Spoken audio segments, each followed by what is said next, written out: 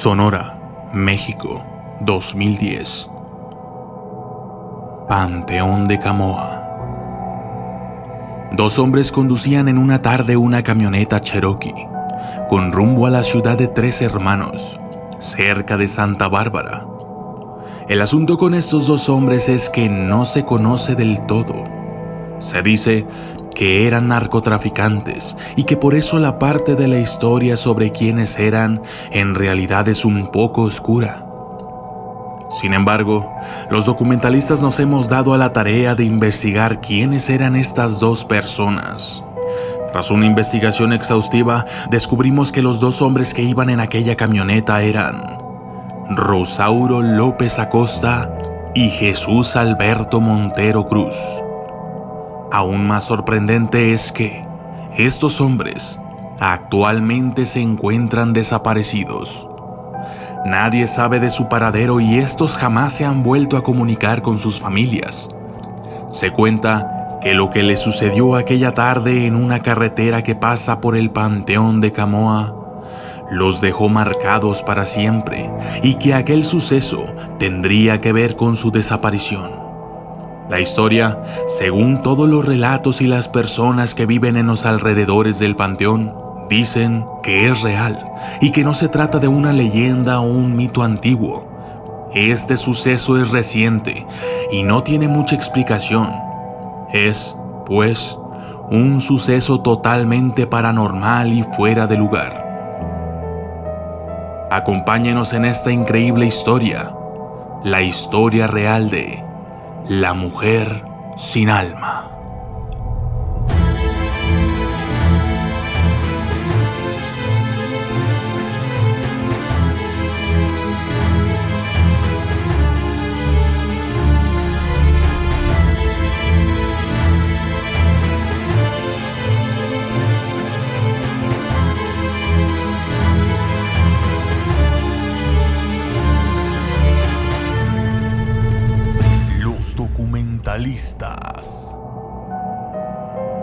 Hora aproximada del suceso: 6:30 de la tarde.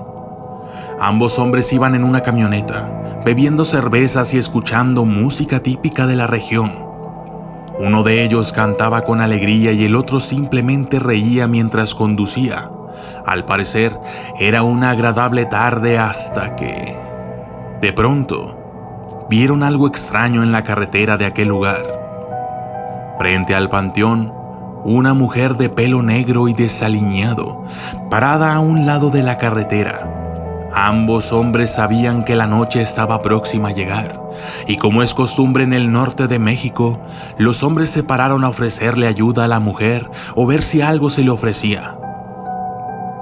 ¿Cuál fue su sorpresa cuando descubrieron que esta mujer tenía los ojos completamente negros? Con un rostro sin expresión alguna y que permanecía tan quieta como una estatua. Los hombres, asombrados y un poco confundidos, aún sin bajar de la camioneta, le gritaron a la mujer, preguntándole si estaba bien o necesitaba algo. La mujer parecía no escuchar. No hacía gesto alguno y ni siquiera se movía. Permanecía en el mismo lugar y de la misma manera todo el tiempo. Los hombres miraron alrededor para ver si había alguien más con ella, pero el lugar estaba solo. Entonces, ¿qué hacía aquella mujer en aquel lugar en tan extrañas circunstancias? Eso no era normal. Así que los hombres, sin apagar el vehículo, bajaron de él y dejaron las puertas abiertas. Se acercaron, cada vez más cercas. En cada paso que daban, los hombres sentían como si aquella mujer de alguna forma los estuviera trayendo, hasta que por fin estuvieron lo suficientemente cerca como para percatarse de algo. Era una pequeña tabla de madera colgada del cuello de la misteriosa mujer, con un letrero que los dejó sorprendidos. El letrero decía: Si encuentran este cuerpo, mi cuerpo, por favor, no me muevan de este lugar. Pase lo que pase, protéjanme y no me dejen morir. ¿Qué clase de mensaje era este? ¿Acaso se trataba de una broma? Pues no, aquella mujer de ojos negros era tan real y tangible que los hombres comenzaron a sentir un miedo tremendo. No sabían qué hacer. Evidentemente no podían dejar a aquella mujer ahí sola, y menos aún cuando se percataron de que sus pies estaban atados el uno al otro con una soga vieja. ¿Quién la había dejado así? ¿Quién era esta mujer? ¿Quién había escrito aquel mensaje? Todo era extraño, confuso y macabro.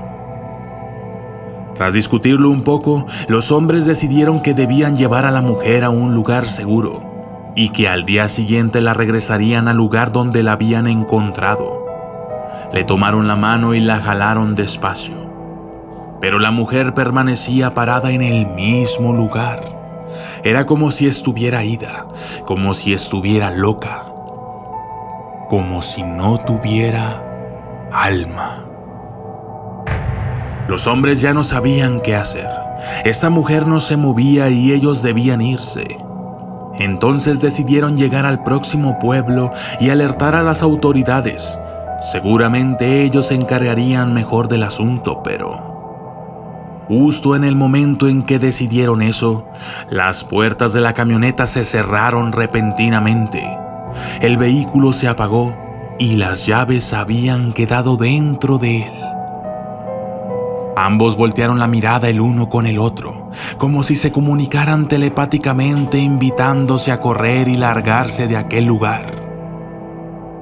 Ambos voltearon la mirada el uno con el otro, como si se comunicaran telepáticamente, invitándose a correr y largarse de aquel lugar. Pero no lo hicieron.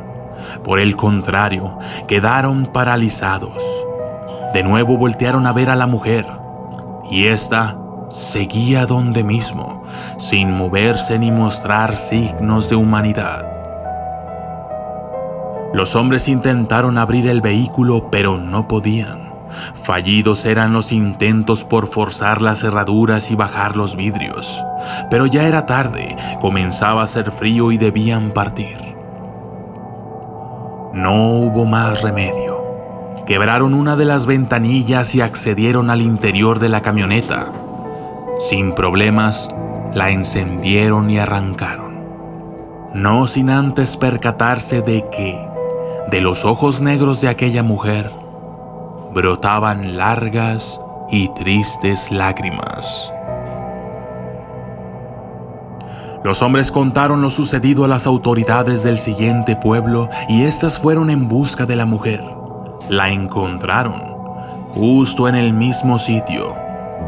La cargaron entre dos de ellos y la subieron a una patrulla. Una hora después, la mujer murió. Los análisis forenses arrojaron resultados inconclusos. La mujer había muerto, al parecer, de hambre. Tenía los pies destrozados y las rodillas desgastadas. Y para los ojos negros, no tuvieron explicación alguna. Una semana después, los hombres de la camioneta desaparecieron. Nadie más los ha vuelto a ver. Se dice que probablemente sus cuerpos estén en algún lugar desolado, de la misma manera que aquella misteriosa mujer, y que sus almas fueron separadas, esperando volver a unirse y romper con la maldición. Esto fue La Mujer Sin Alma, una historia real. Los documentalistas.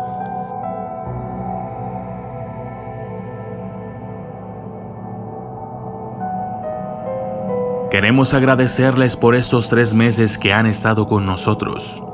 Aún somos jóvenes y sabemos que el canal está creciendo poco a poco.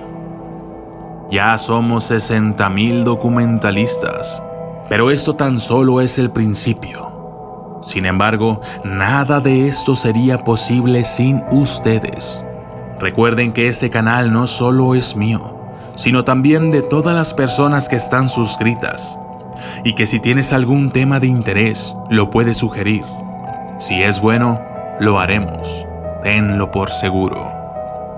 Queremos ser el mejor canal de documentales en YouTube, y que esto se vea reflejado en las reproducciones y el número de suscriptores. Por favor, ayúdame a compartir los videos.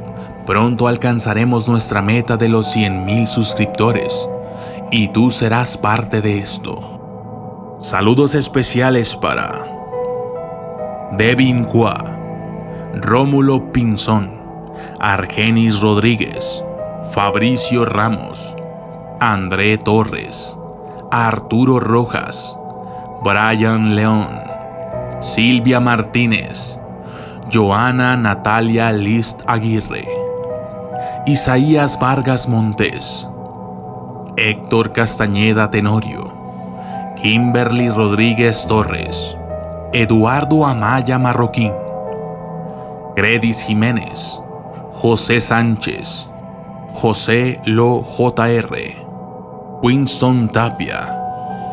Y un saludo especial para Vicente Cruz y toda la familia Cruz Mariano de Tijuana. Gracias y hasta la próxima.